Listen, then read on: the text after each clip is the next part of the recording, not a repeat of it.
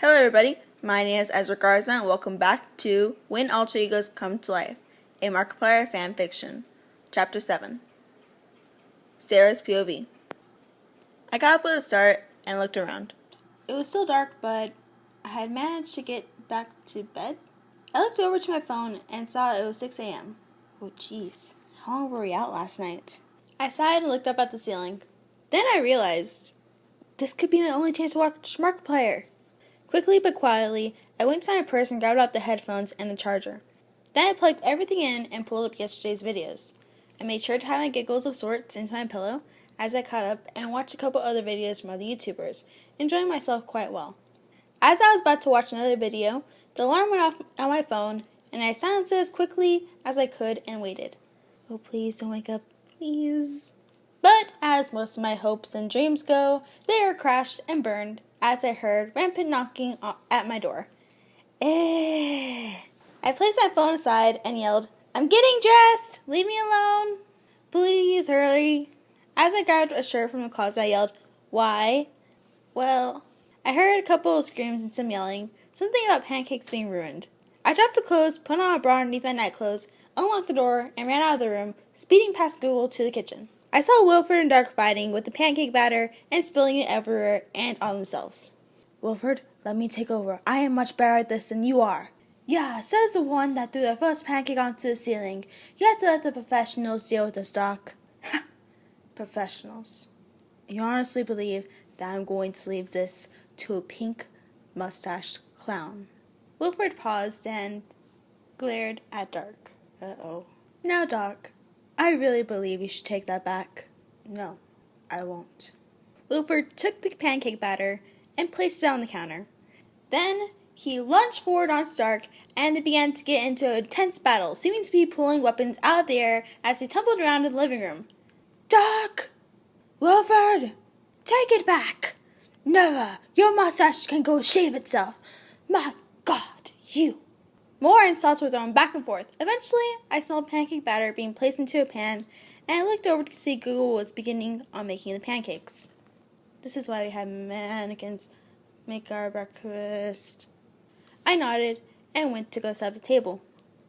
"Should I make bacon?" Google shrugged. "You can if you want to. These guys will eat anything."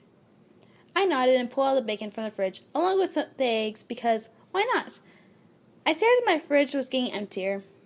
I should probably go to the store soon, but it's still the middle of the week. I began to prepare the eggs and place the bacon in the oven as Dark and Wilford were still fighting. Now about how pink was better than black and vice versa. Personally, I enjoy colors green and blue. Pink is just and black is for date night or something. We ended up having the meal ready a few minutes later, but the bacon was still needing a few minutes. We placed the eggs in a bowl and the pancakes on a plate and took it over to the table. Dark and Wilford were now rolling everywhere in their living room, both seeming to be pretty beaten up, but both refusing to stop fighting. "Give up, Wilford." "Never! Wolfsash don't take shit from nobody." Wilford threw a punch into Dark's stomachs. "Ah!" Dark threw a punch into Wilford's face.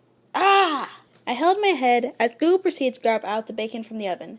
"Guys, the food is ready. Could y'all continue this at a later time?" They kept fighting. "Guys, come on." Still they fought. I sighed and was about to jump in when Google simply scolded, "You two are acting like children. It's no wonder no one is able to take over Mark." They both looked up from their fight at Google. Oh shoot! Getting schooled by a robot. They both got up, brushed themselves off, glared at one another one last time, and then went their separate ways to the table. There was pretty much silence the first 5 minutes or so of eating, but the pancakes were quite delicious. I mean, it was just normal pancakes, but pancakes are awesome. I placed a big piece in my mouth and smiled happily as I felt the syrup dribble down my chin. I heard a soft chuckle as Google wiped my chin. "You must really like pancakes." I nodded and swallowed. I could have wiped that off myself, you know. "Yeah, I know." He smiled lightly and returned to his meal. I felt a couple of eyes staring at me, and I looked over to see Dark and Wilford look away quickly. "What? Nothing?" Dark just absentmindedly moved his pancakes around on his plate. Weirdos. When we finished our meal, we discussed what we should do today since they still refused to let me go to work or school.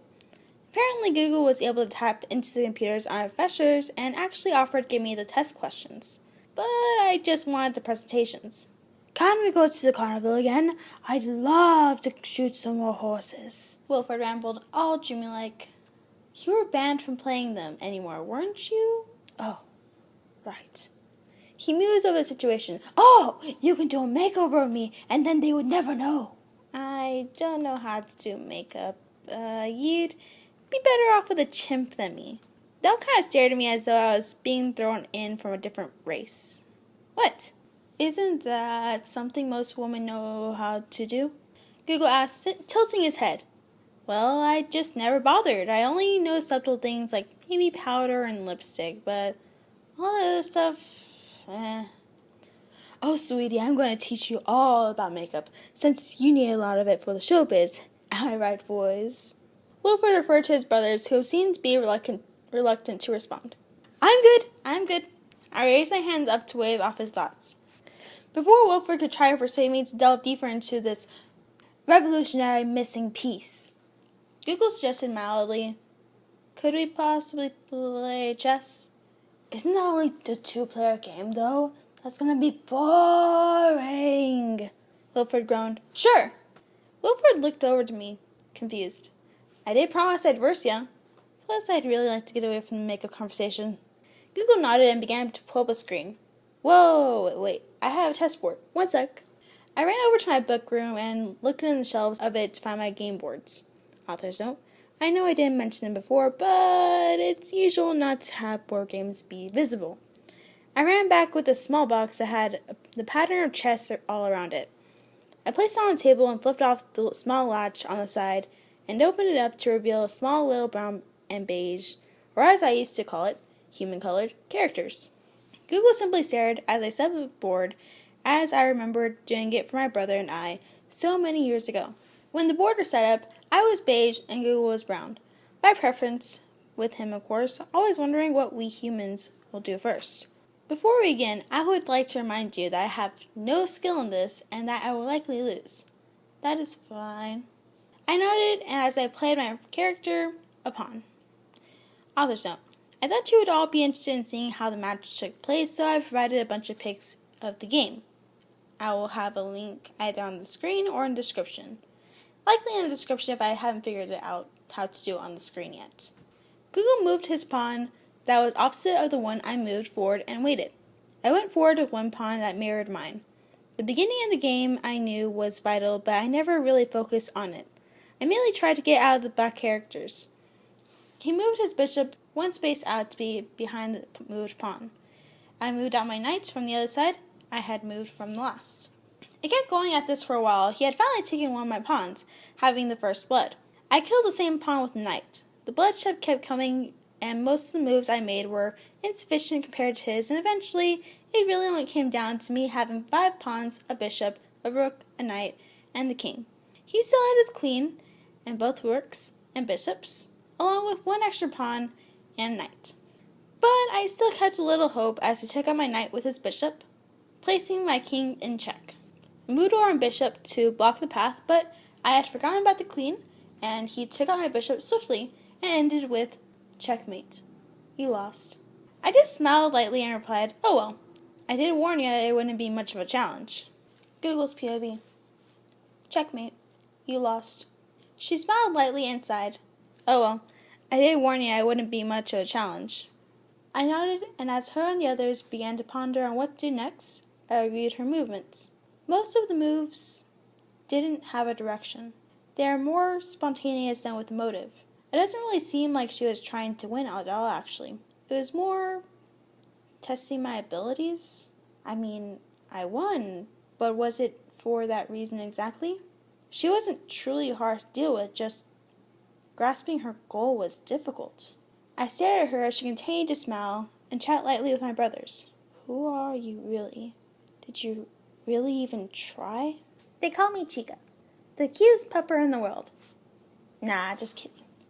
Sarah's POV. I felt Google's eyes were on me, but I couldn't figure out why. Wilfred and Dark kept grabbing for my attention, though, and I refocused on them.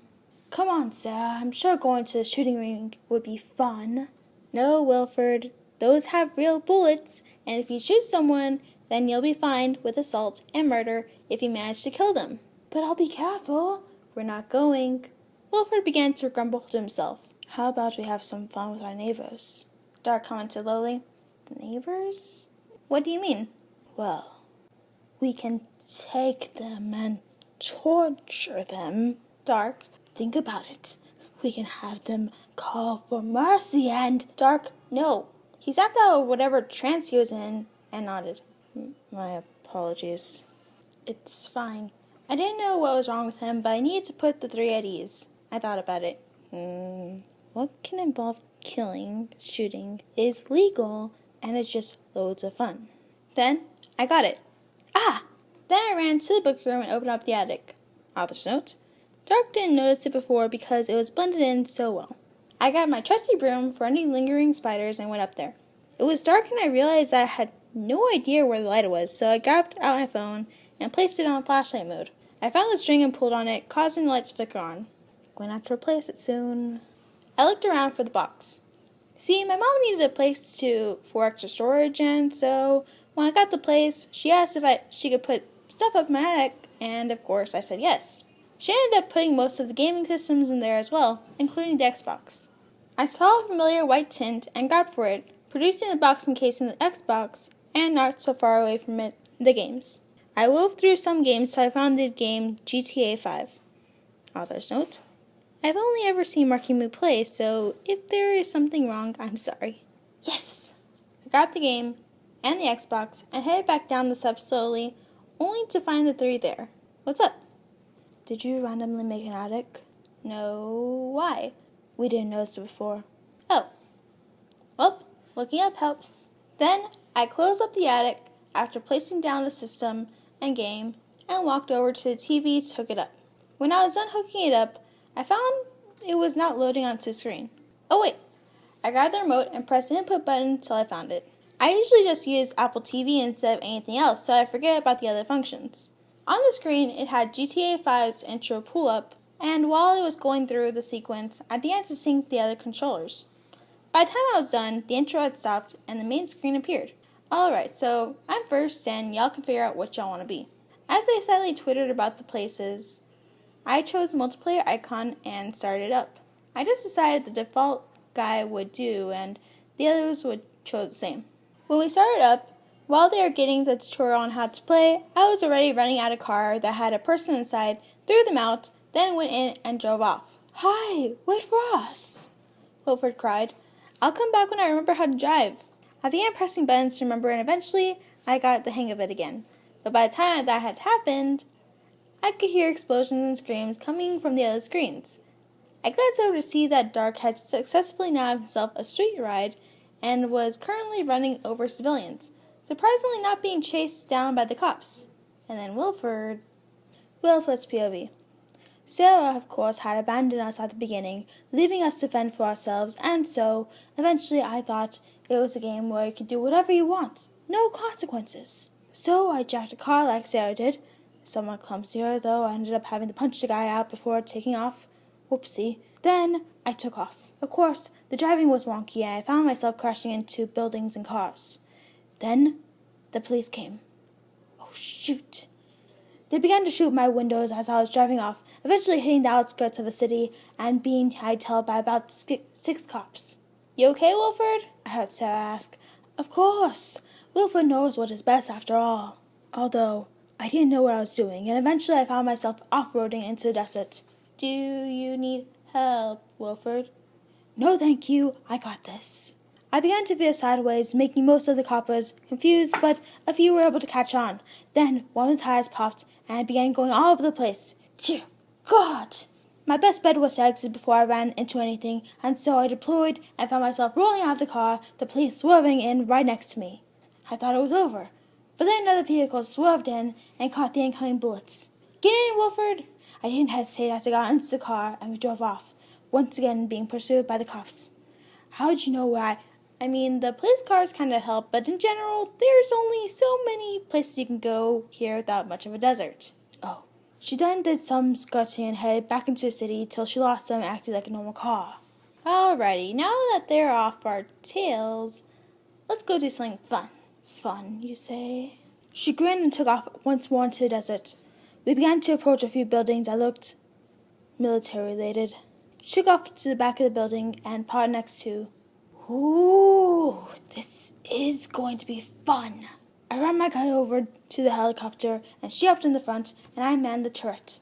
Military men began to file out the building, and I gave that sucker one fire, seeing a few men go down. I'm going to enjoy this. She took off into the air as I began to fire on all of them, laughing maniacally during the process because it was so much fun. Then I saw them taking out the tank, but before I could fire, there was a missile launched from beneath us towards the tank and blew it to smithereens. Oh, that was amazing! Sarah let out a suppressed giggle and began to take off over the mountains. She seemed to contain a sort of elegance in her appearance. Her smile just, no, Wilfred, these thoughts, they can't be yours. I shut off a trance as we began being fired upon by, Doc, why are you attacking us? We must see who reigns superior, and of course, it'll be us. I noticed that Google was the one man in the aircraft, riding swimmingly. Oh, we'll see about that. Sarah, charge! Time skip brought to you by Poof. Sarah's POV. Before we noticed, it was nighttime, and we were hungry. Well, I got up. I'm ordering pizza. We have food here, though. I trust Google. The more we eat at home, the less food there will be for later, meaning I'll need to run to the store earlier. You realize I'm lazy. He stopped his fuss as I pulled up my app of Domino's and placed the order. It said that Rick had started on the order and should be here in about 25 minutes. Nice. Alright guys, we had 25 minutes till the pizza gets here. And what do you suppose we do till then? Dark asked, mumbling over the couch cushions. We can do another interview. Movie. We'll watch a movie. I love the interview, but dear God, I don't want that question to pop up again. What movie? Google questioned. I scrolled around on Apple TV movies. Oh, Split is good. Author's note. In case no one here has seen Split or know what it encases, you can either look it up or watch it. I don't want to spoil things, so I mention things only really seen in the trailer. Plus, she won't really be focused on the movie either way. I put on the movie and sat down next to Dark on the couch. Google and Wilford taking the side chairs. As the scene began to pop up, I tried to consider my next few options. Tomorrow is my last day off, and I'll be going back to work, being that I didn't sign up for Friday classes. At this point, I've missed quite a few lessons, but still one question remains. What are they going to do while I'm working? I mean, it's not like they can go work with me, but they aren't tellers or supervisors. I'm certainly not going to let them be here and burn the house down. I breathed and sighed. This isn't your problem, Sarah. In fact, this whole situation wasn't anywhere near your fault, I think. I heard my stomach grumble. Rick, please hurry on that pizza. Going into a few minutes of the movie, by the time the girls were trying to escape their cell, there was a ding-dong answering my prayers. I walked up to the door and yelled, Who's there? No response. Hello? Hello? Who's there? Domino's. I nodded and opened the door to find a guy standing there in the Domino's uniform, pizzas in hand. Hello? I got the receipt from him, putting the tip to be $5, and handed the guy the $5 bill and taking the pizza, only to have it swiftly taken from behind by Dark. The guy was about to double take on him when I threw him another $5 and wished him great evening, closing the door. I turned around and was about to comment when Dark handed me a plate with a couple of slices of pizza. I paused my thoughts, took the plate, and sat on the couch to consume the deliciousness before me. Eventually the comment escaped my thoughts as we settled down and enjoyed Split together, finishing it till the end. After the secret clip at the end, I began to feel somewhat tired and felt myself yawn. Tired? I heard Dark ask. I shook my head and felt my eyes closing. No, you have a room. Come on. I felt Dark tugging at me and I grew further into a ball on the couch. I don't wanna. I can stay up, I whined. Sarah. I opened my eyes and got up a little haphazardly to go and put away the pizza that was out, but then was stopped by Google. I got it, Sarah. Go along and sleep. But I can do it. I felt arms pick me up, and once again the warmth encased me, and I giggled lightly as I moved closer to the source. Eventually the source faded away, though, as I was placed in my bed and was tucked in by Dark. "Night, Dark," I slurred. "Good night, Sarah." I felt myself slip into unconsciousness and went to sleep. Dark's POV. I looked over her as she fell asleep, her mind becoming inactive. I don't believe she has caught on that I could read her thoughts, but nonetheless, her figure was motionless and her chest was rising and falling gently. She seemed so fragile, but she also seemed ethereal, something that shouldn't be touched by my hands. But I gently moved her hair away from her forehead and went down to place a kiss on her head. She was warm and lovely. I got up and walked out of the room, locking it behind me. In the living room, I met up with Google and Wilford. "So, I have come to the realization that we need to get jobs." "Jobs? But why?" "Well, it's either that, or we stick around Sarah's workplace and do nothing all day. You know, we can simply get her fired." "No, Wilford, we aren't doing that to her." "Well, it doesn't seem like work has to be that far from her route anyway." We looked over to Google as he pulled up a screen. "Seems like Sarah's work needs 3 new tellers. Immediate fill-in." We nodded and began to put together resumes and ideas, along with any other paperwork usually needed to start on the job. Unknown's POV. I giggled to myself. Finally, some personal interaction. Too bad Sarah was asleep, but that's okay. But the love is building. Soon they'll be falling over each other, and I breathed. Sarah will have her happy ending, and no one is going to stop me. Thank you everyone so much for listening.